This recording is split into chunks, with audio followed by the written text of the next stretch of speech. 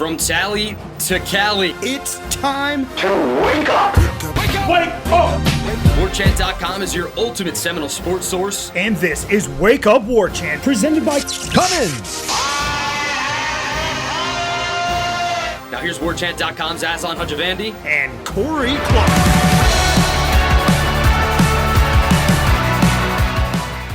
Wake Up Warchant presented by Cummins. Coming up on today's show is Corey ready to lock in on a quarterback before the preseason even starts. Is player development back at FSU? And has the Big Ten and its 3-year reign changed our minds on where Florida State should land in realignment?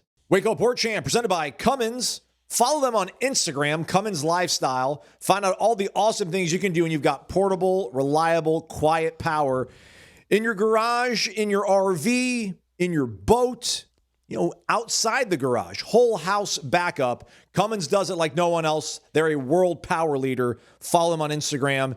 Get involved in the show, the mailbag, for their ultimate tailgate giveaway. 20 folks can tailgate. 19 with you. You win, obviously. 20 people at the tailgate. Bartender, drinks, food, good times.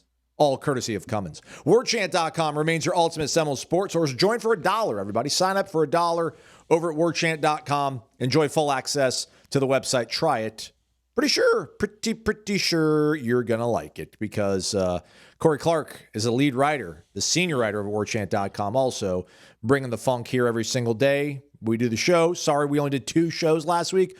My wire's all mixed up after the bachelor party, but we'll be here for 3 minimum.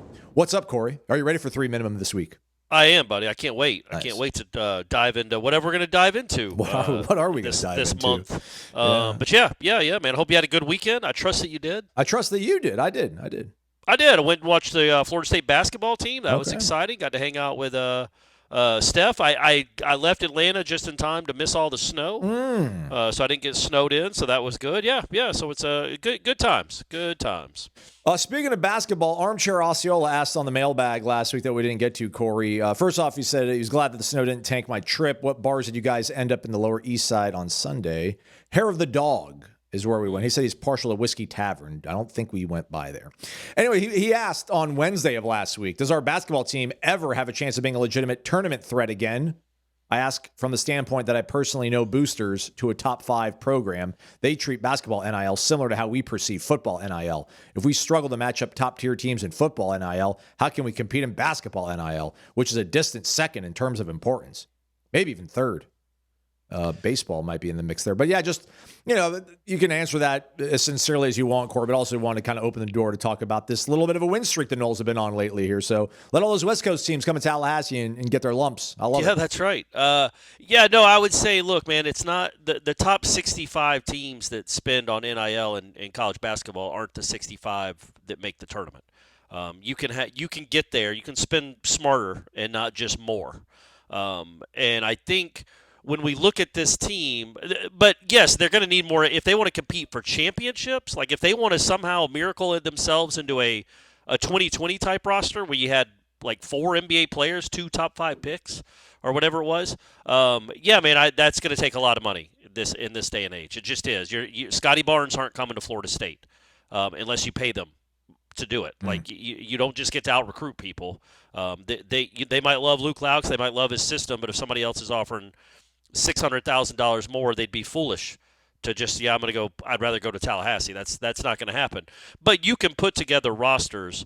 Look, man, I don't know what Nebraska spends on basketball. Fred Hoiberg. They're 21-2. They lost on Sunday, but they're a really good team. I don't think they're the top. I don't think they're an elite spending NIL basketball school. You've got to know your system, get guys to your system. At a place like Florida State, you're probably going to need to be older.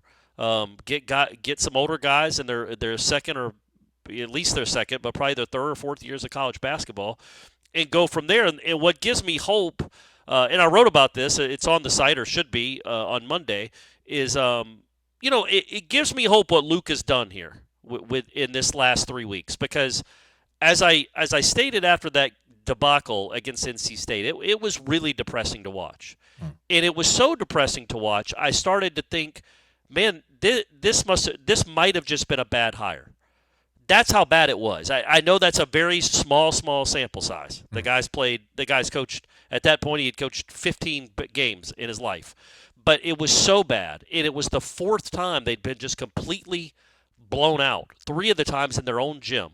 And it was embarrassing. It was humiliating. And I was like, yeah, man, they might go 0-20, and this might be the worst season in school history. Now, they're still not going to make the tournament. They still might even finish with a winning record.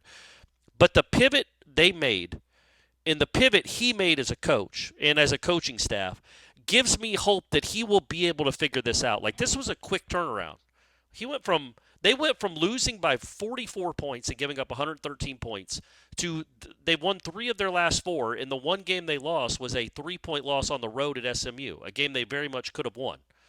It's fun to watch teams get better as the season goes on. It's fun to watch, dare I say, teams respond to adversity, and it's fun to watch a coach that tries something else and figures stuff out. And our coaching staff, I should say. And, yeah, man, I think that was – because this team – the thing about this team, they're all seniors. Like, the game they won on Saturday night, they beat Stanford. I think it was 88-80. Correct, yeah. 82 of their points were scored by seniors. 6 points were by Basong. That was it. So every other point, every basket but 3 was scored by seniors. So that it's not like this. You're building for the future with this team. So kind of all I was curious about with this season, especially once it went off the rails early, was how is this coach going to handle adversity? What kind of in-season adjustments is he going to make? What is he going to learn? Because the learning curve can be really steep when you've never done it before, and sometimes you might just wonder if a guy has what it takes. I don't. It's still too early to determine, but I just think, man, I'm very, very encouraged by how different this team looks. They have a completely different personality. They only shot 22 threes on Saturday, and Luke said something I thought was pretty astute. He's like, look, when the season started, I thought we were going to be one of the best. Basically, he's like, we haven't been able to hit shots, and if you're not hitting threes, maybe you shouldn't take as many. And, yeah, so on Saturday night they had 7 dunks and 10 layups. They got in the paint. He's changed his philosophy. I mean, good. Don't just bang your head against a wall. Be adaptable. And moving forward, as he hopefully gets better players and raises more funds and maybe sends a guy or two to the league and proves that it can still be a fun up-tempo style, that bodes well. That you might have a guy that can figure it out this quickly, how to pivot in the middle of the season. We'll give him a couple of years to know what he's really looking for, and it might be something really good. He might be a really good coach. This last 3 weeks has been very encouraging after not very encouraging before that. I don't want to make this a mailbag part 2 show, Corey, but I forgot to lock the thread, and then some other people jumped in there towards the end. Shout out to our guy Greenville, who replied to the show and said, I had asked, what's the answer to fix this pay-for-play system that's consuming the sport, but I guess there's no answer, so my bad for asking. Which it's like, yeah, it's either, again, antitrust exemption or they collectively bargain. This happened, several days ago, over a week ago, but do you have any thoughts, Corey, on the quote-unquote changes that were made to the playoff? Guaranteed spot now for all 4 Power 4 conference champions. It used to be the top 4 conference champions, which is what got us this Tulane, James Madison mess. So Duke would have been in, Miami probably would have missed out, et cetera, et cetera. But a dedicated slot for the top-ranked group of 16, which I think we all can agree on. Okay, that's cool. At least give some bit of access. But then the special qualification for Notre Dame, what if they're ranked in the top 12 or something, they automatically get to go, maybe even higher than the top 12. Any of that sound better, or just are we just happy that they're keeping it at 12? Because, I mean, if they bloat this thing out any further, what would the regular season even look and feel like? You know? Yeah, I don't like the Notre Dame one is insidious. I don't even know if that's the right word. I hate it because here's what could happen. It probably won't, but I think most people see something and it says Notre Dame's ranked. If Notre Dame's ranked in the top 12, they get to be one of the 12 teams. It's like, okay, well, yeah, that's fair. All right, well, what if they're 12th and somebody upsets, I don't know, Texas Tech in the Big 12 championship game? Kansas State, who isn't in the top 12, upsets number 3 Texas Tech. Well, then Kansas State's going to the conference championship game. They're going to the playoff because they've won the conference championship, so they're automatically in. And then a Duke wins the ACC. Or hey, let's go. Let's dream. An 9-4 Florida State team wins the ACC, so they're automatically in. Let's go. Okay, so then Notre Dame was 12th. And then there's 2 or 3 teams that sneak in from outside the top 12 in. So are you telling me that if, let's say, again, I don't even want to use, I'll say South Carolina. South Carolina is 11th. Notre Dame is 12th. 3 teams sneak in because they win conference championship games that weren't in the top 12. Notre Dame gets to go, and South Carolina, who's ranked ahead of Notre Dame, does not. Yeah. Because of this, the way this is written. What possible sense does that make? And I don't care about the SEC, man. I certainly don't care about Shane Beamer. It's the principle of whatever, man. Michigan is 10th or 11th, and Notre Dame is 12th, and then 2 teams sneak in. Michigan gets knocked out, even though they're ranked ahead of Notre Dame. But Notre Dame gets to go because of the way this is written. What world are we living in where Notre Dame gets to have something like that in there for them? Yeah. I mean, it's win enough games so you're not on the bubble. And sorry, man, if you're on the bubble and you don't like it, join the conference. Yeah. So, you're welcome here, guys. We'd love to have you. Yes, the ACC will take it. You can go win the ACC, and then you won't have to worry about it. But it boggles my mind that Duke, if they won the ACC, would take the 11th team spot, but not Notre Dame's. Notre Dame is firmly in. It doesn't matter what happens on Championship Saturday. The Fighting Irish make it. Why? Let me ask you a question, Aslan. Did people watch the playoffs this year without Notre Dame? Lots. Record numbers at times, I think. Yeah. How Notre Dame last won a national championship in 1988 when Cosby Show was the number 1 show in America, and I was in middle school. How has college football fared the last 35 years without Notre Dame being the preeminent national power? Exponential growth. Sport doing okay? Yeah, exponential Making growth. some money, getting some eyeballs, has some interest.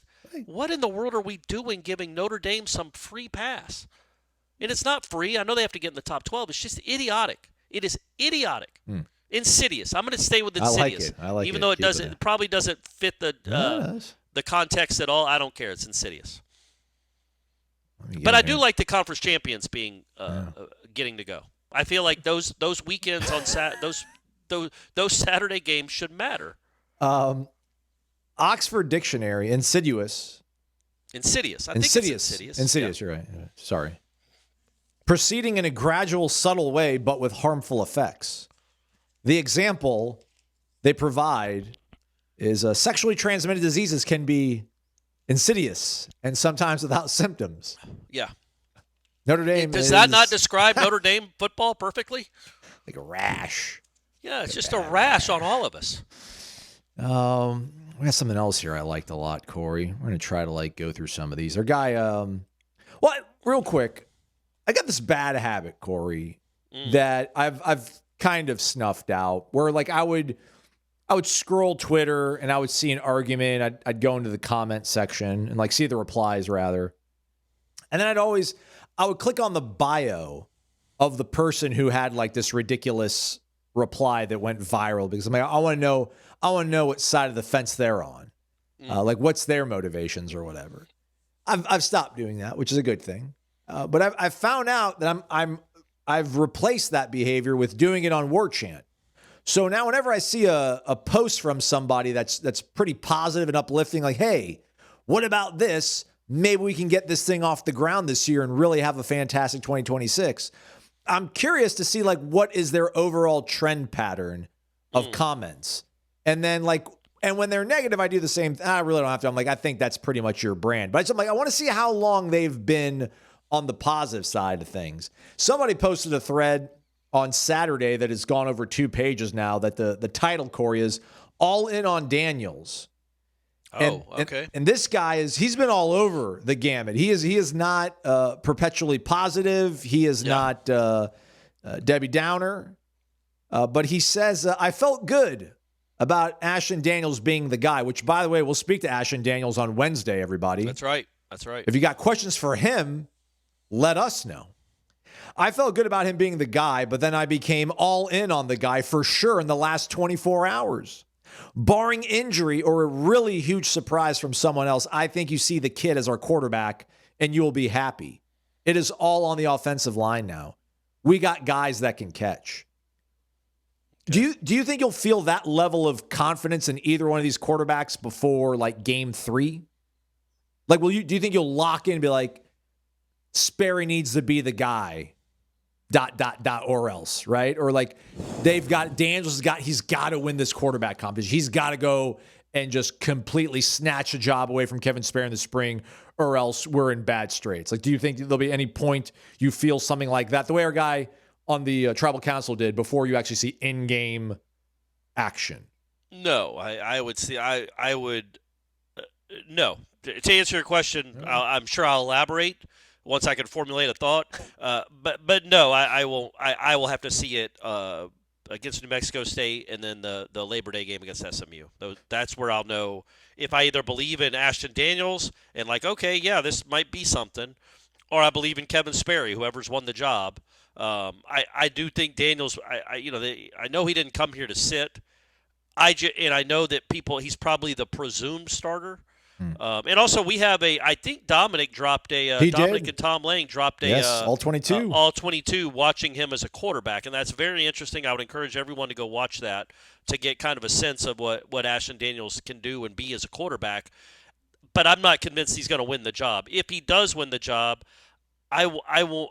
Let me see what he looks like against SMU. What's better for Florida State's future? Which I don't know. I don't know if we can really look past this year, but feels like we're punting to a certain degree, right? Like this is supposed to be what last year was. Like get better, build off of this in the future. Like is it better? Will it be better if Florida State is 7-5 with Kevin Sperry as a starter, or 9-3 with Ashton Daniels as a starter? No, you need wins. I don't care who the quarter. You need wins more than like setting something up for because it doesn't dictate anything. Like you could win 7 games and think, oh man, all right, Kevin Sperry's the real deal. That maybe they are turning this around. Well, all right, well maybe Dancy turns pro in track and Deuce is in the NFL. And are you going to replace those guys? So, no, I think this year you're just trying to win as many games as possible, and it's better for the program to avoid another mediocre season. Like, to me, 9-3 is not mediocre. That's good, and you need one of those. So that's better for the program to me because it puts you back in the top 20. Maybe you're in contention for a playoff spot. I think that's the best thing. And I would say this. If Kevin, I will say this. Maybe it's too early. It probably is. It's probably unfair. If Kevin Sperry can't beat out Ashton Daniels, Kevin Sperry ain't it either. So this is at least here he isn't because Ashton Daniels is not Sam Levitt. He is eminently beatable, outable. And if you can't do it, even though you've had a year in the system, and we think you're talented, then it might not just be for you. Because I don't think he's going to stick around. Maybe he would. Maybe he'd use it as a learn. I mean, I guess technically he'd be a redshirt sophomore going into 2027. When I look around the country, there aren't a lot of dudes that don't play their first 2 years that end up being dudes. You know what I mean? Like just Ty Simpson was kind of one, kind of. I mean, I guess he's an NFL quarterback. How about him? I didn't want to transfer because it would have tarnished my legacy. What's your legacy, bro? Legacy? Yeah, you went to Alabama, man. What? There's been some guys. Yeah. That school that have actual legacies. Yeah, that was an interesting take. Yeah. Like Caleb Downs. Remember Caleb Downs tarnished his legacy by transferring from Alabama to Ohio State. That's right. Don't tarnish the big game by going to a lame house party with like cold dip and lukewarm beer. And we can say Super Bowl, right? We're allowed to say Super Bowl. When we do the underdog read, let's try to stay away from calling it that. Okay. I thought we were doing corner pocket. We are doing corner pocket. Oh, okay. I don't want to get Bill in trouble either, but it's some weird thing. Even when I worked in TV, I remember the other TV guys would be like, so what are you doing this week? I'm like, what do you mean? Like, are you going to call it the Super Bowl or are you going to call it the big game? I'm like, I'm calling it the Super Bowl, man. They also have a graphic that they want people to use, whether in newspapers or on TV, that says Super Bowl, what is it, 60? Is this 60? I don't know. It's 50. Is it 60? I thought it's something. I don't know. I think it's a big one. Oh, yeah. LX. That's 60 because L is 50 and X is 10. There you go, Aslan. Yeah, you thought people we knew our Roman numerals too. That's right. Yeah, Let's go. So yeah, I would say I would say we can call it the Super Bowl. All right. Well, it's ridiculous. It's insane, Bill. I'm not saying it's going to be let's call it a big game watch party. Okay. But the Super Bowl will be on TVs at Corner Pocket on Sunday evening. I think the happy hour usually is all day Sunday. We need to get confirmation that's going to apply to the big game weekend. Right, sure. But if you don't have plans for the Super Bowl, go out to the Corner Pocket Bar and Grill. There will be delicious food served, ice cold drinks, and yeah, the game will be on the speakers. It'll be on all the TV screens. Maybe there'll be some. What if you're a weird holdout and you're like, I want to watch the Wizards take on the Hornets? What would he do? He would put it on one TV. Yeah, he's a good he'd guy. put it on one TV He's in a corner or something. Yeah, he's a good guy. He's a good guy. He's a Nole. His bar, the best in all of Tallahassee. Go check it out. The Corner Pocket Bar and Grill, cptallybar.com, the website, 2475 Appalachia Parkway.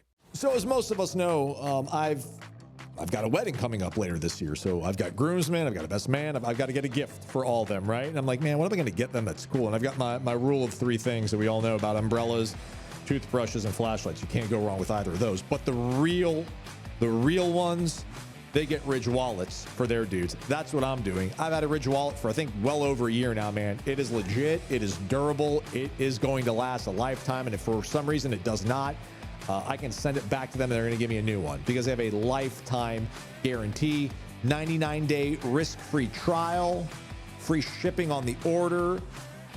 And the reason that they do all this is because they believe in their products. Stuff looks sharp, extremely durable. Again, I don't have to worry about sitting on this old, clumpy wad of a wallet anymore. I've actually got a decent amount of cash, if you guys could hear that, in my clip right now because I'm going to New York City, as we all know, for the bachelor party. And, I mean, it fits in my front pocket. And listen, your boy wears some, slim fit jeans, so sometimes a little bit tricky. Piece of cake. In and out. In and out. Save 10% at Ridge with code WAKEUP. Upgrade the wallet today. Again, save 10% at ridge.com/wakeup. We are back. It's Wake Up Warchant presented by CumminsLifestyle. Follow that on Instagram. Off topic, Geranol 1518. What's for dinner at your wedding, Aslan? Corey, in case you don't know. Yeah, I don't. Either medallions of chicken breast, which is chicken, shrimp and scallop pasta, and pesto and gnocchi. You're saying you haven't decided, or those are our choices? Those are your options. Okay, nice, man. Nice. Didn't do the any beef. hors d'oeuvres? Oh, yeah. I don't know what they are yet. But actually, we're supposed to go to the tasting tomorrow. So we're going to be able to taste everything. So I'll let you know. I'll give you the inside scoop, Corey, on what to go for. DJ or live band? DJ, because we are financing this ourselves. Honeymoon immediately after the wedding, or wait a little bit? We're going to wait until like the month of May, which unfortunately I think is going to interfere with ACC spring meetings or whatever in Amelia Island, which is like the only reason I moved to Jacksonville, of course, so that I could help out Ira when we have to go cover ACC spring meetings. So I think I might miss that one. Why don't you go another week then? I don't know. It's what the missus picked out. I've learned. Everybody told me on the Bachelor. Yeah, everyone on the Bachelor Bar is like, just don't ever argue. There's no point. Just go with it all. I'm like, all right. So I'm just going to go with it all. You know what's funny about that? I was actually at a baby shower at Ira's on Saturday. And I don't know if people know this about. If you watch headlines, if you've watched it for a while, you know that his wife is a big time knitter, yarn enthusiast. Yeah. And there is so much yarn in that house.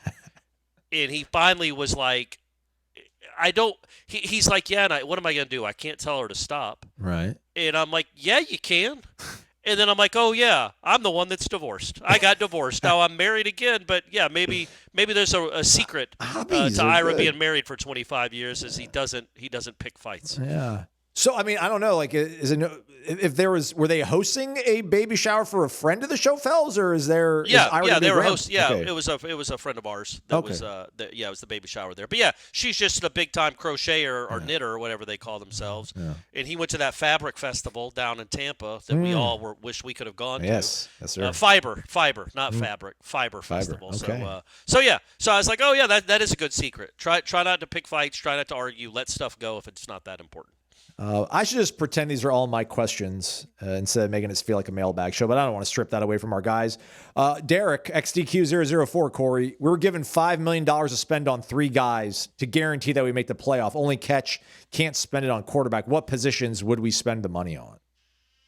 I guess let's use with this roster right now, too, with Florida State's roster. So we're not going with specific names necessarily, right, just positions. Yeah. Wide receiver. What? And probably 2 defensive linemen. Really? What was wide receiver joke? No. I think if you have a great wide receiver core, you don't need a great quarterback. Okay. And Deuce Danzy, and then let's say a second round pick to go with those 2 guys, that would be fun. Yeah. And it would open up the running game, because people would be scared to death of your wide receivers. They might be anyway. I know you seem set. I heard somebody, it was a baseball GM talking about, and it was an ex-baseball GM. He had been fired, so maybe it's not the best advice. It might have been Steve Phillips, the guy that was with the Mets, and then he's been on XM forever. It might have been him, but he's like, when I was a GM, I was told, if you have a lot of hitting, just try to get more hitting. But don't say, okay, we've got enough hitting, let's go get pitching, or let's go get a defender. Go get as much hitting as possible, because you want your strength to be a great strength, like an overwhelming strength. Yeah. So maybe I would say that with the wide receivers, like go and get Deuce, Danzy, and Boggs. He's good too. Maybe we'll see. But but defensive lineman would where I'd spend the most of my money. Yeah, I'm probably going to go like 2 edge rushers and somebody on the interior. I mean, we got the Desires, but I know they got big sack numbers, especially Mandrell, but I don't think of them as like verse Peyton 2023-esque kind of guys, like Brandon Jenkins, Bjorn Warner types. Maybe though, but what was Verse like at Albany his first year? Yeah, right. What they did, especially Mandrell, finishing with sack in 6 straight games, is really, really impressive. And you just hope they get bigger, faster, and stronger. And they're not. You wouldn't think at 18 or 19, probably 19, whatever they are, that they've reached their physical peak. So they were that good when they're not even close to where they're going to be when they're 21. So I think they have a chance to be those guys. Yeah, curious to see how much they'll need to thank Darrell Jackson. Did you see that clip of him blowing up a offensive lineman from Iowa and Mobile at the Senior Bowl? Yep. And he was invited to the Senior Bowl because he was so good at the East-West Shrine game, I think. Awesome. Good for him, man. I don't even think he was initially invited there or was going to go. I don't know where he ended up grading out. I don't think he's going to be the first defensive tackle taken, but I think he did well for himself these last 2 weeks.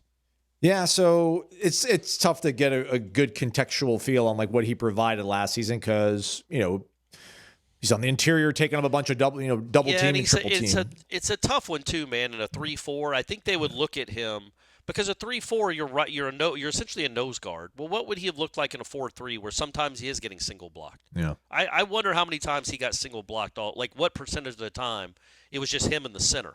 Mm-hmm. I would guess 10%. Yeah. So it was a bunch of 2 dudes on him, which probably helped Mandrell Desir a good bit. I'm interested in what he would have done in a 4-3. But I think Kevin Wynn is like more. I just think Darrell Jackson could have been like a game wrecker in a 4-3. Like one of the tackles that we're used to at Florida State, from 15 years ago anyway. But like a Bunkley or, even a Fisk. Like those 4-3 defensive tackles, they're the ones that can make a ton of plays in the backfield, have 17 tackles for loss in a season. It's really hard to do that in a 3-5. Your role is to kind of eat blocks. Right. And free up the other guys. Yeah, and you don't have Tatum Bethune and Kalen DeLoach behind you. And, you don't have the best linebacking core to make you look really good. But, I think the Desirs probably profited off of his presence. Crazy enough, Corey, like in 40 less snaps in 2024, he had 30 pressures in 2024. He had 14 pressures. Not that that's his game, but like... but I think, don't you think that has to do with the defense? Yeah, for sure. Yeah, absolutely. This was a good query from Aaron P. Is this schedule quietly going to test the staff logistics, strength and conditioning, and Norvell's overall ability to steady the ship through turbulence more than it's going to test on-field depth? because the short weeks, mid-season road swing, Clemson Halloween, Miami on a Friday night, or rather Clemson on Halloween after Miami, then that Friday night trip to Louisville. Yeah. Because, right, I mean, I don't know what we hang our hat on now with Norvell. It's not evaluation. It's not player development. I mean, I don't know if it's fair, unfair to say that it's his fault. Players haven't developed at certain positions when he's got, but hey, listen, you hired those coaches. You're also the overseer of any kind of drill work you want to do. But the thing that we always felt, at least like in 2022 when things were starting to go in a good direction, and then when things hit a crescendo in 2023, was like he's so buttoned up. He's got the right feel for whether it's connecting with players or just having his team organized and focused. And you can't say that applies after you go 2-10 and 5-7. So I don't know. Is this going to really test, to Aaron's sort of suggestion here, less so the talent, the depth, and more so just his ability to coach and keep a team together through what could be a rocky season with this weird kind of formatted schedule. Yeah, I mean, the logistics are a bit of a concern, especially like you play Boston. So you play in Boston. I'll assume that's an afternoon game, but you're going to play in Boston on a Saturday afternoon and then leave, fly back that night, and then turn around 4 days later and fly back up to Pittsburgh for a Friday night game. There's logistical concerns throughout. I think you have 3 short weeks where you have to speed things up, and they were good at it in 22 and 23 for the most part. I guess they had some short weeks. Yeah, Louisville in 2022, man, that was a short week. Yeah, but not clearly haven't been great since. But they haven't been great on any day of the week. Or are coming off bye weeks. Like nothing's worked the last 2 weeks. So yeah, I know. I think the roster depth is a bigger piece than what they do logistically. But yes, it's something he needs to figure out. Like how is he going to attack those weeks? Because it's a challenge. It's a challenge to play 4 non-Saturday games. It just is. But it's why you get paid $10 million, man. Figure it out. Summit 2001 had an idea that made him and his friends smile when they talked about it. Miami got their quarterback. They again proved that having insanely deep pockets can almost guarantee a certain level of success. So they snatch a very good quarterback away at the last second, shatter contracts over flimsy guardrails. Duke tried to establish to prevent this from happening. But you know who else has deep pockets? Mark Cuban. You know who else could use a superstar quarterback? Indiana. How awesome would it be for Mark Cuban to just write an even bigger check to seal Mensa away from the Canes at the last second? Just treat them like they treated Duke and have them scrambling with absolutely no solution at quarterback at 0 hour. And then Miami sues Mensa too. Yeah. And then he's like, I'll just go back to Duke. Well, yes, that would be awesome, but Indiana's not going to do that. They got their quarterback. Because they got a quarterback, TCU, Josh Hoover. TCU, who's good. Yeah. I don't know if he's Mensa good. The On3 rankings, I was surprised. On3 ranked like the best quarterback portal commits, and I think they had Mensa like 6th. I thought he would be 1, but I think Levitt was 1. There was like at least 2 or 3 ahead of Ashton Daniels? No, weirdly, no. Not Ashton Daniels or Brock Glenn. Neither one of them made the top 10. Let's do positions. Let's go to quarterback. Levitt, our guy Drew Mestamaker from North Texas, who follows coach to Oklahoma State. Brandon Sorsby left Cincinnati to go to Texas Tech. Mensa's 4th now on this list. Okay, all right. But still, I mean, he's, who's 5th? Byron Brown from USF, now at Auburn with his coach. Yeah. Alex Golesh. Josh Hoover, the aforementioned TCU to Indiana quarterback, is 6th. Yeah. Yeah, and he's done really well too. That's a good get for him for Indiana. So yes, I think it'd be cool if Mark Cuban just paid Mensa $10 million to sit out the year. That'd be awesome, but probably isn't gonna happen. He's a competitor. He probably wants to play football. Yeah. What else do we have here? SC Seminole. What's our confidence level on player development this year? We have a year under our belt with the coordinators. I don't trust Mike, unfortunately, but I believe Gus and Tony know what they're doing. Thoughts? Yeah, I do too. And again, I said it a bunch during the fall. I will continue to say it. What they did with that freshman class, actually having some real producers on both sides of the ball, and even though they maybe weren't the highest ranked guys, figuring out that Mekhi Dancy could play and Earl Little could play and Jabril Rawls could play, that fills me with hope that these guys know what they're looking for. It is unbelievable that Mekhi Dancy didn't play at all in 2024. But 3 plays. It's with that offense. Cam Davis is out there getting 11 carries a game. Mekhi Dancy doesn't get a touch. It's insane. But hey, whatever. That guy's still the head coach. It's fine. Water under the bridge. Yeah, right. But so I do. That does give me hope. Malzahn and Tony White are good at their jobs. I don't know if they're great. They're not probably Hall of Famers, but they're good at their jobs. And I think what they did this past year, just in identifying and evaluating, gives me hope that they will be able to do the same this year. And they went into the portal, seemingly knowing what they needed or knowing what would help them, and went and got some guys. And the freshman class coming in. I don't think we can assume, because of last year, they had, I don't know what they had, 9 guys that started or played a lot out of that freshman class, 9 or 10. And they have a 32-player freshman class coming in. And we can, freshmen can play and can contribute and can be real difference makers. So maybe you get another 9 or 10 or 12 or 15 out of this freshman class that can actually play and contribute. And then you feel pretty good about these 2 guys anyway. But, I don't know what that would mean for 2027. I do think that these guys know what they're looking for, though, and I do trust their ability to evaluate and identify guys that can play. How does it apply, though, when we're talking about an offense that's going to have a new quarterback, 5 new offensive linemen? So, I get it, it's year 2 of Gus's system. It helps, maybe guys like Mekhi or Deuce, and maybe that helps them communicate things to some of these new guys. But I feel like almost you can use that year 2 more so for Tony White, I feel like. Or is that a bit of a stretch, you think? Or I think you got Rawls, right? You got Rawls, you got Ashton Barker, you got your linebacking core. I'm mostly intact. Omar Graham, Blake Nicholson, but obviously you brought in the young man from Southern Miss. That factors into your plans. The Desirs are back. Yeah.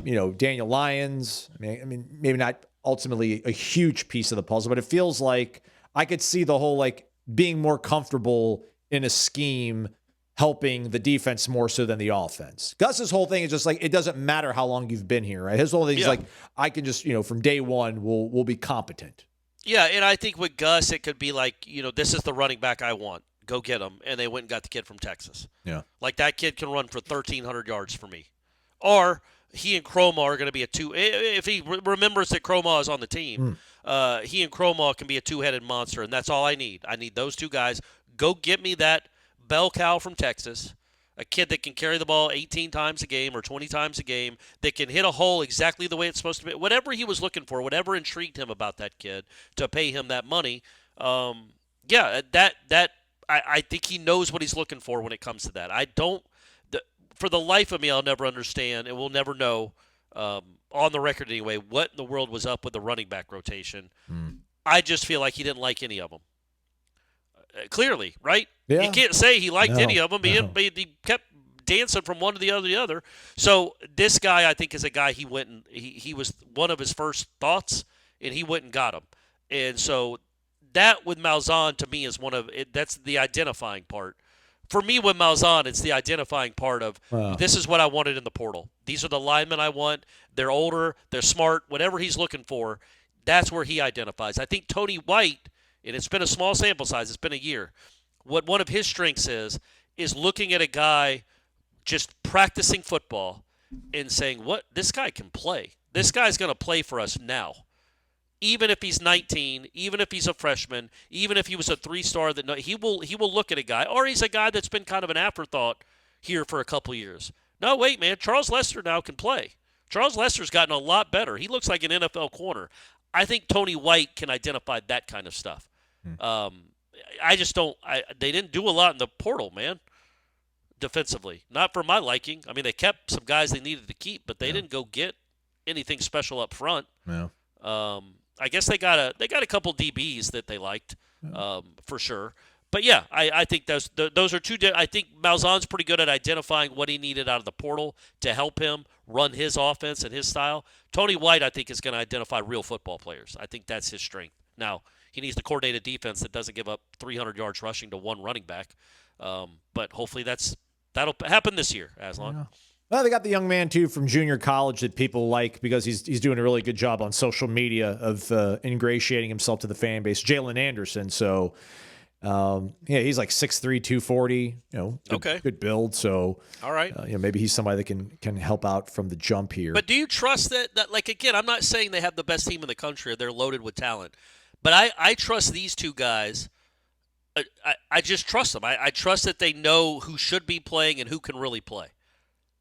Evaluating and identifying, I think they're pretty good at it. But I don't know. What I should say is I think they'll play the best people. They will not be stuck answering questions about why Dancy didn't play or why Earl Little couldn't get on the field. They will play the best guys they have on their team. They will figure out who that is, and they will put them on the field. Yeah, I can agree with that. Because I would push back that like you pretty much you grab James Williams and you thought that's all you needed at defensive end. I don't know. I guess imagine they didn't have the Desires. Like they would have been just a complete mess. When it came to pressuring the quarterback. I don't think you really. Stephon Thompson's an injury thing. Elijah Herring. There's a reason why he dropped down from Tennessee to Memphis, and then when he leveled back up, it was to a team that came off a 2-10 season. So and it took him a while with James Williams, but he did finally stop playing him. Yeah, that's true. So he's not going to just sit around and be stubborn. Yeah. He'll figure out who needs to be on the field and who doesn't. I think you guys mentioned this on headlines. Our guy B.G. Walker Jr., 24, was saying he keeps hearing everybody talk about this tough slate in October. But what if we change it to Virginia, Louisville, Miami, and Clemson got changed to Ole Miss, Texas, Georgia, Tennessee? If we're worried about going 0-for or 1-3 against the current schedule, it makes us think we want to be uglier against an SEC slate. So I want to hijack that, but then bring it back to what you guys talked about in the headlines. I think maybe last week, Corey. Are we at a point now 3 years in a row with a non-SEC national champion that you and I, the show, warchant.com, maybe at large, which we shouldn't speak for everybody at the company, but any second thoughts to whenever this realignment stuff ends up, jumbling back around? Would we want to land at the Big Ten? No. Okay. Yeah. I don't know. How are you enjoying this weather? Yeah. Worked out really good for the hockey game in Tampa. I guess, yeah. By the way, I don't know what the final score ended up being, but the Bruins were putting it on them. They were. Yeah, man, I know because the Big Ten, just the weather and the travel, and it wouldn't be great for fans or the town. I know Ohio State fans would come here, and Penn State and Michigan, but I think it would be incredible for Tallahassee and for the Florida State fans to play SEC schedules. I mean, it just would be. It'd be awesome. You could, the hardcore fans could go to 3 or 4 road games a year. The Doak would be sold out. Even if you're having a bad season, that SEC team that you're playing is going to bring 20,000 fans if you let them, if there's enough tickets to go around. So I just think it would be great for the city. But, yeah, I think when you look at the overall because the question's a fair one, but you could also do that with change Virginia, Louisville, Miami, and whatever to Michigan, USC, Oregon, and Ohio State. Yeah, listen, that's not fun either. I'm looking at Florida's schedule. So so because I wonder how we would be talking about this upcoming season for Florida State if we had their slate. So they open up with FAU at home and then Campbell. Okay. So Campbell, all right. That's a nice entry. Then they go on the road to Auburn against a first-year coach. Yeah. So again, we'll put ourselves in. But it's on the road at Auburn. So you just went 4-8 last year. So that seems like a pick 'em. Ole Miss coming to the Swamp. Then they go at Missouri. Yep, they host South Carolina. Hard, probably. They're at Texas. That's probably a loss. Georgia cocktail party. Probably a loss. Oklahoma in the Swamp. We'll see. No. Yeah. At Kentucky. All right. First-year head coach. Vandy and then Tallahassee. Then we would be at Gainesville. Or no, we would be at home hosting. It's in Tallahassee Friday night, though. Sorry. We'd be hosting. That's actually not a bad schedule. That's not. That's what I'm saying. Yeah. Like, I don't really know. I mean, the Texas and Georgia game, I'd be like, all right, those are losses. But even Ole Miss, even if Trinidad Chambliss comes back, at home I would not roll over. I would not be overly scared about going to Missouri or Auburn. And I don't know how much of this is just seeing, bowl games, seeing the playoff, seeing the weights shaken out the last few years, and then knowing us, like we've beaten Florida not that long ago. We've beaten LSU, neutral sites. Alabama, I think they right? beat Alabama here recently. Correct. Good point, Corey. So, yeah, I wonder how much of all this is kind of – and listen, I'm guilty of it too, man. Like, I really do think that the SEC is a tougher league. Yeah. You know, whether you want to say 1 to 14 or the top tier or whatever, I think you have a tougher time winning games, and there's a more physically punishing brand of football playing an SEC slate than it is the ACC. But listen, man, you can build a winner in this conference that can hang with anybody in the country. So I don't think we maybe should give so much deference. Still maybe some deference, Corey, but maybe not as much as we have historically. I would think also, though, it's just easier to Florida State put itself in such a bind because it was afraid of losing its coach to an SEC team that it's saddled with the guy. Like an albatross right now, it feels like, with that contract. In the SEC, because of the difference in money that will be, it keeps widening. You're gonna have more, you're just gonna have more revenue. You're gonna have more money to fix a problem. Like LSU just fired Brian Kelly and paid him a ton of money. Didn't Auburn have to pay Hugh Freeze a ton of money? Yes. Florida had to pay but now they didn't have to pay Norvell money, but A&M went and paid. Now A&M has oil money; it's not just SEC revenue. I just think if you're in the SEC, it's easier to change coaches. It's also easier to get better players. But I do think there is the allure of playing in the SEC for these kids in the South. Getting to go play at Auburn, getting to go play at Texas, getting to play Georgia in the cocktail party. And then if you come to Florida State, there's a lot of cool games you get to play too. You also go to Stanford and you go to Wake. And that's just not – you go to Duke or Boston College. Those don't kind of, get you real fired up for those games. So I think, yes, it would be harder to win in the SEC overall, but that doesn't take into account the benefit of getting in the SEC. More money, more exposure, more top level recruits, I think, would come. So there's a balance. There's a balance there, and you don't have to go 11-1 or 10-2. I guess Miami went 10-2, but you don't have to have almost a perfect season. You can afford some losses in the SEC and still get into the playoff. So that's the allure of it. There's a trade-off though. Yeah, it's really hard, and heaven knows this team can't even go win in Palo Alto. So how would it handle the Grove or Neyland Stadium? Yeah. Not great on the road as it is. That's a real challenge, having to go win on the road in the SEC, even when the teams aren't good. Like winning at Missouri is hard. South Carolina sometimes can be a really hard game, even though they're not usually very good. They pack that stadium out. It's a tough place to play, or at least it's a loud place to play. It's not usually that tough, I guess, because they don't win a lot. Corey, football's biggest game is right around the corner. Everybody can get in on the action with Underdog. If you're not on Underdog yet, shame on you. But you're in luck because new customers score $75 in fantasy bonus entries when you make your first $5 fantasy entry. Use that promo code WARCHANT. Man, they're not thinking we're going to see a high-flying game, Corey. The over-under, or rather the higher-lower, on Drake May's 225.5, on Sam Darnold 229.5, Corey. All right. Am I supposed to go? Okay. If you want it. Jackson Smith and Jigba, 94.5 receiving yards, higher or lower. Stephon Diggs, 44.5 receiving yards, the higher and the lower. Cooper Kupp, 32.5. So if you got a sneaking suspicion on this, get over to Underdog. There's all sorts of options that we're not even talking about. We got rushing attempts on Drake May, passing attempts, completions, interceptions thrown, what his fantasy points would work out to. You can take the higher lower on the fantasy point projection for these players. Underdog's got you covered. Again, what are you waiting for? Download the app today. Use promo code WARCHANT to score $75 in fantasy bonus entries when you play your first $5 on fantasy. That's promo code WARCHANT. Underdog, make picks, win money.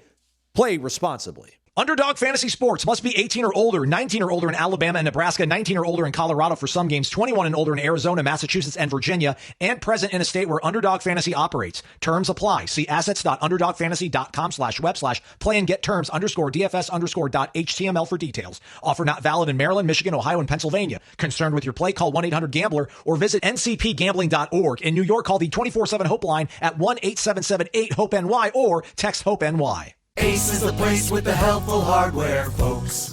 Why would you wander around a warehouse store looking for paint when you could just swing by your neighborhood Ace? In addition to Ace's award-winning service, we have top-rated paint brands. Plus, our color matching technology allows us to match any color.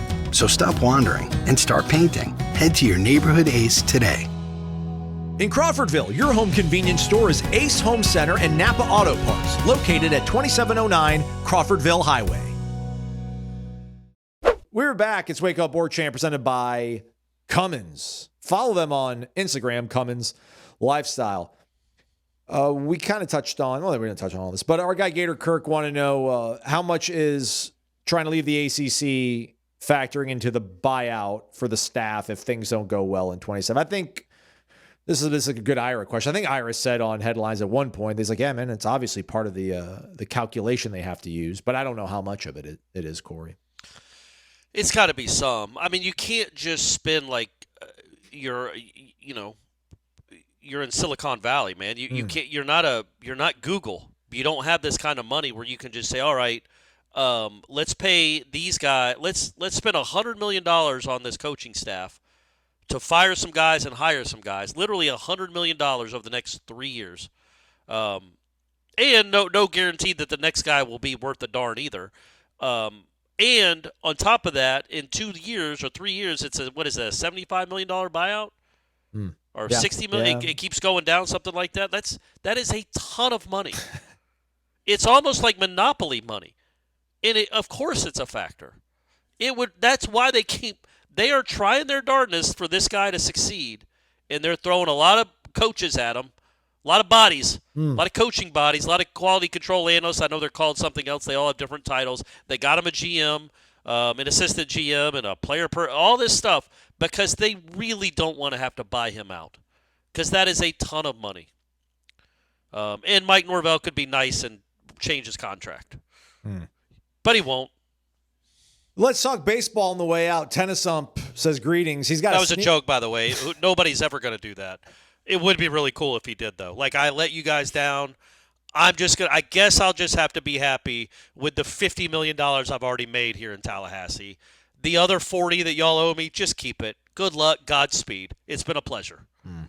They would build a statue of Mike Norvell, like handing a check back. That would be the statue. Him with the check handing out to a pair of hands. Yeah, would be wonderful. Significant amount of the way his legacy is going to go down is that, if he doesn't win, not only did he not win, but he was such a cataclysmic financial catastrophe for the entire university. So if you mitigate that and be like, all right, man, you're a hero, man. Listen, I know you're like, it wouldn't happen. I agree with you. It would not happen. I don't think it's as outlandish as like Ira and Jeff make it seem whenever you guys bring this up on headlines. I get it, man. Like this happened to Jimbo. It's happened to all sorts of coaches that have come up short. They take their money, they go home. It's the way it works. But Jimbo didn't saddle A&M because it's A&M. Yeah. They sit on piles of money. They just do. Norvell is saddling this program with his, the last 2 years, the ineptitude. And it is a real scare that they're going to have, even if they're not good this year, they're going to have to pay him that much money to leave. It's a ton of money. It is a ton of. It's the money you would spend on a movie, like to make a movie. It's great, like a Tom Hanks movie. You're going to be spending $44 million. It's the budget, but you're not going to get a return on it. So yeah, it would be just to give half of it back would be really nice, Mike. But I know it's easy for me to say, right? Here I am. I'm not quite a millionaire, so I guess I can't relate. We need to fire up a live show. Get back on the live that's right. chats. Yeah. What would have been the first movie you would have looked up for? I know it wasn't going to be $44 million, but I looked up the Saving Private Ryan budget. That was $70 million. I think. Yeah, but that's in those 1990. days, that's like $1997. Yeah. So that's probably like $100 million now. What about Castaway? Yeah, that's a good one. $90 million for Castaway. What? They just sat on an island. I know. It's one dude talking to a volleyball. Yeah, man. How much did the volleyball cost? $6? That's crazy. Yeah, there's got to be some really famous movies that cost like Marty Supreme. How much should Marty Supreme cost? That's a movie that's nominated for Best Picture right now. It couldn't have cost. I mean, Chalamet's. $70 million. What? Yeah. All right. Yeah. So. Yeah. Still though, we're still gonna use the movie. Right. We're still gonna use the movie metaphor. All that said, our guy Tennis Ump in Birmingham believes breakthrough in baseball this year. What do you think? We heard from Link Jarrett. Was it on when? It was on Thursday.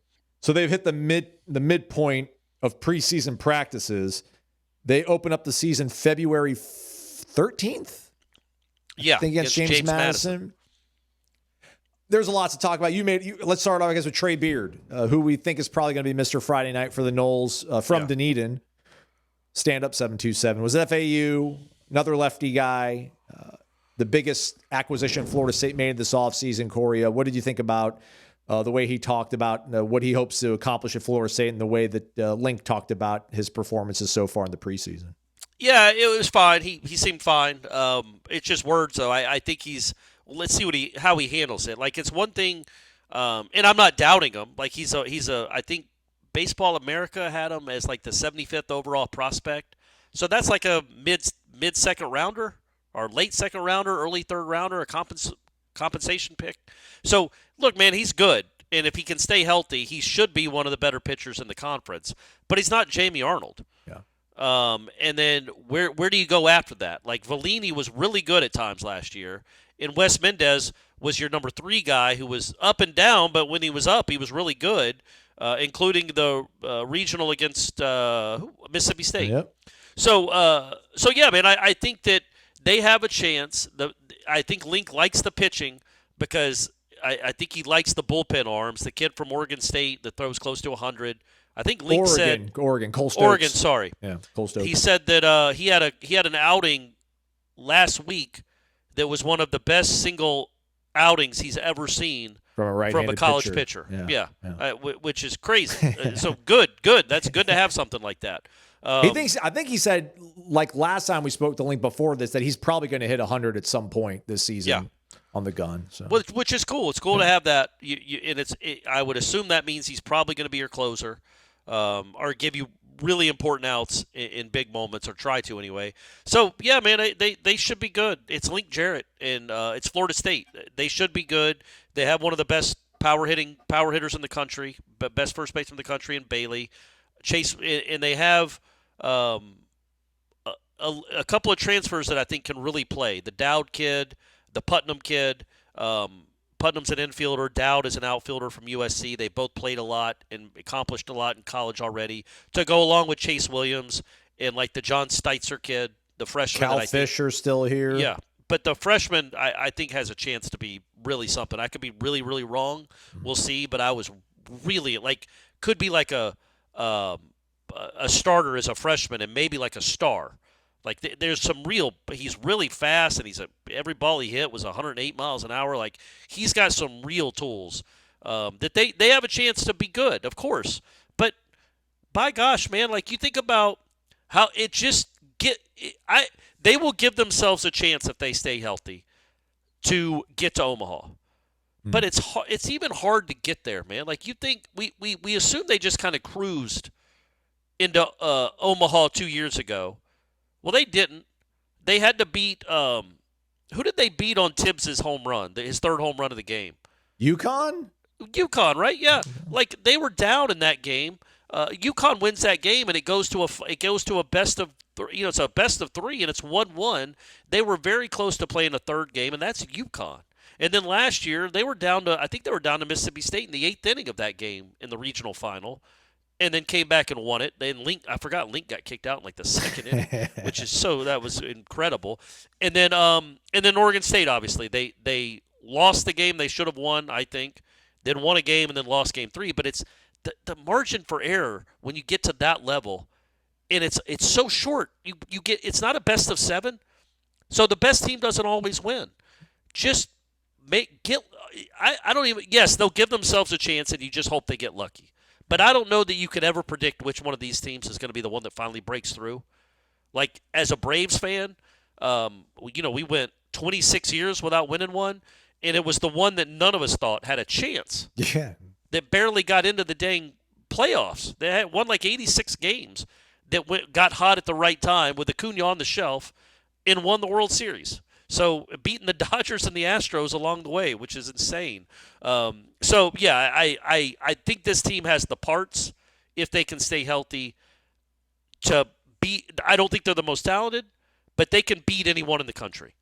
And you just got to hope that you get a good matchup, you get to Omaha, and then you get a couple favorable matchups. Maybe they call a check swing, a strike, and you win a game. It's hard, man. It's hard. Even that Tennessee team, man. Was that 2 years ago? Yeah. That team was loaded, and they should have lost their first game to Florida State, who was not as talented as that team, although they had some dudes too. But that team was lucky, because if you lose the first game, you got almost no chance. And Tennessee was a half swing away from losing that first game. And one of the best collections of baseball talent of all time probably doesn't win that national championship. It's just really hard. Well, hey, who am I telling? Florida State fans, who am I preaching to? You guys know how hard it is. So let's just hope Link gets it done one of these times. So shout out to Ira, who was able to go out and grab Link for us. 29 minutes, 33 seconds of having to film that on his phone. Like 13 of it was opening statement, because that's the way Link rolls. He just goes through everything. He literally talked about, he must have mentioned 25 players. Yeah. Not unsolicited, just talking about them. Yeah. Not just going down the roster, basically. But I wonder if you're a player and you watch that opening statement and he doesn't say your name. You're like, okay, well, that kind of tells me where I'm at. He didn't mention me at all. We call compliance. He did offer up, like this, again, this is his opening statement. So he's like, all right, infield, outfield, arms. And then he's like, concerns. And then he says that it's a really an emotional team. Yeah. There's so much competition. Spots are up for grabs and things get heated. So that to me was, it's always cool to hear. I like when people are self-deprecating. Like, I like self-deprecating comedy sometimes, Corey, right? Like I like it when a coach who's, in one of the more competitive, prestigious programs in baseball and college baseball, takes his job really, really super seriously, but also can, he's not giving us a false bill of goods and like trying to hype up guys. Like I believe when he says like Cole Stokes had one of the best outings I've ever seen from a right-handed pitcher in preseason. Like, I believe that. I don't think that's, player X is going to be special and it never amounts to anything over 4 years. But for him to like, be like, all right, I have some concerns though. Like, he's almost kind of bringing us back down to earth, but not crushing our hopes. But how could that manifest, you think? I mean, how do you think his worries about guys being maybe too competitive, what the guys are going to maybe not sell out for the team, or if they don't win a job, they're going to be, pouting, and that's going to bring down team morale overall? Because I don't think he would allow that to happen in his clubhouse. But how do you interpret his concern about it being an emotional team, eager to compete, and everyone's fighting for a spot? Well, the way I read it or interpreted it was more about he's interested in how that's going to manifest itself once there's a team in the other dugout. Oh, okay. That competitive nature and that other team starts chirping. Is this team going to be a really emotional one that chirps back, but almost to its detriment? So it could. I mean, it could be. There are people that you don't want to get. We remember the team 2 years ago. That certainly they had a lot of bluster. Loved him. Yeah, but they had bluster, and and he allowed it. Like, he certainly doesn't mind it. Which is funny, because when he did get tossed out of that Mississippi State game, he was right.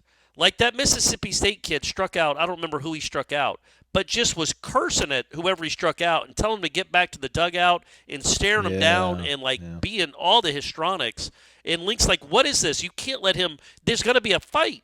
You can't let him talk to us like that. And then the umpire, he needs a warning, and the umpire wouldn't give it to him. Then, of course, he threw Link out, but not the pitcher that was talking all the noise. And then, of course, Mendez did it right back. Mendez used it, though, and used it positively.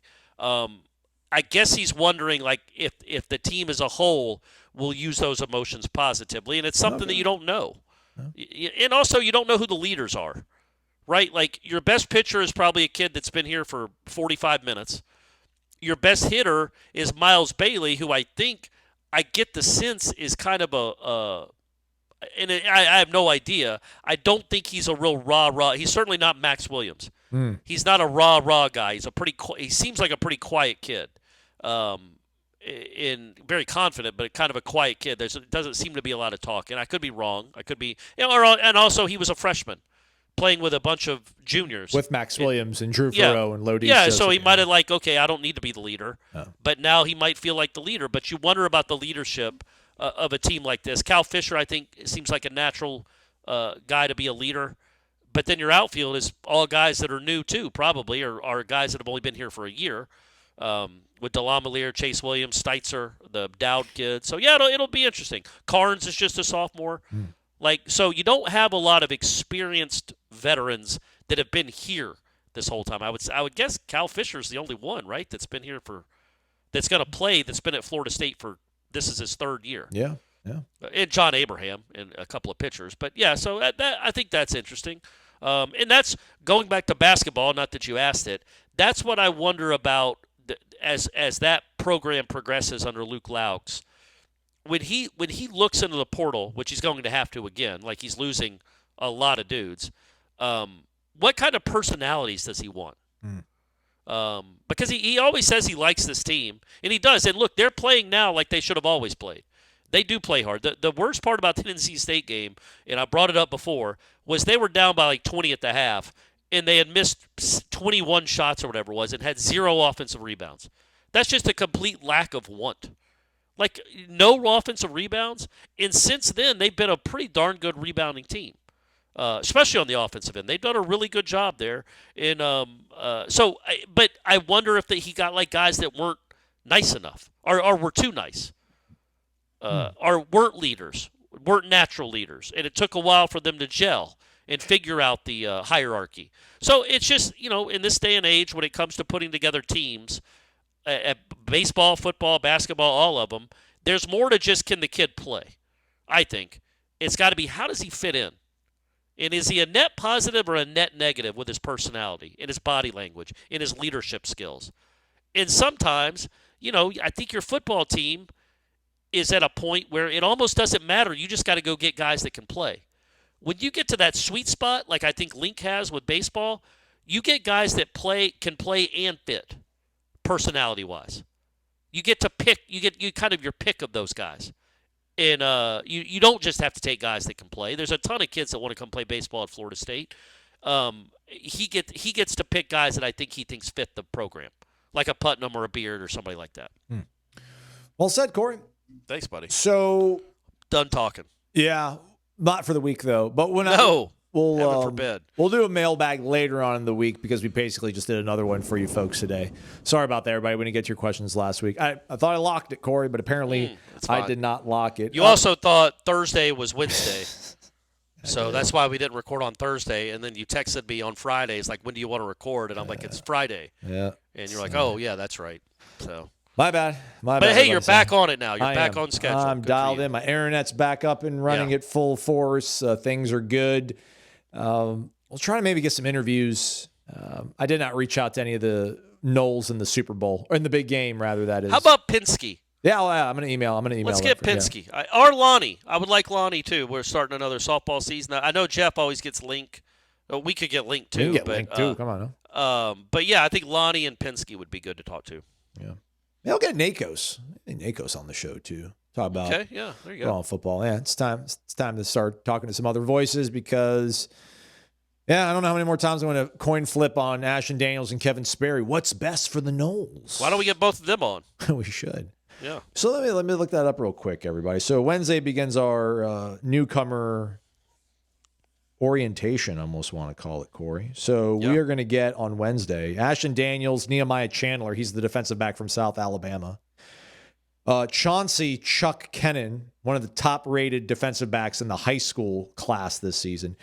Aforementioned Jalen Anderson, defensive lineman. He's listed as defensive lineman. I think he's perhaps a jack candidate, Corey, Jalen Anderson. And then Jason Lopez, multi-sport star. That's right. Well, let's hold off on that last word until he earns it. Well, I mean, He's in a high school he was, multi-sport though, right? athlete. Multi-sport, Yeah. there we go. Okay. Better. Good. That was funny. Words have meaning. I think we had a head, or maybe not us. It was somebody else that had a headline calling Dancy a two-sport star. Yeah. And I'm like, well, this was after like the Alabama game. And I'm like, or maybe it was even, I think it might have been after what he did at track and not even played football yet. I'm like, we can't call this kid a two-sport star, or nobody can, because he has not done anything on the football field. Right. He is a track star. And now I think he's close to being a football star. I don't think I'd go there yet, but he's close. But he's a very good runner, Aslan. Very good track guy. Yeah. By the way, the Olympics start this weekend. That's right. Dun, dun, dun, dun, dun, dun, there it is. You're welcome, everyone. We're all you guys got until right. Tuesday. Jeff Cameron returns on Tuesday. So, I don't know. Go back and listen to some old episodes. Go to warchant.com, subscribe, read, interact. Jump into that thread. Ask that guy what happened in the 24 hours of his life that made him go all in on Ashton Daniels. I'm not going to ask him. You guys can ask him, though. And we'll be back with a couple more shows this week for you folks. Thanks so much for listening. As always, he's Corey Aslan. It's been Wake Up Warchant presented by Cummins. Follow him on Instagram, CumminsLifestyle.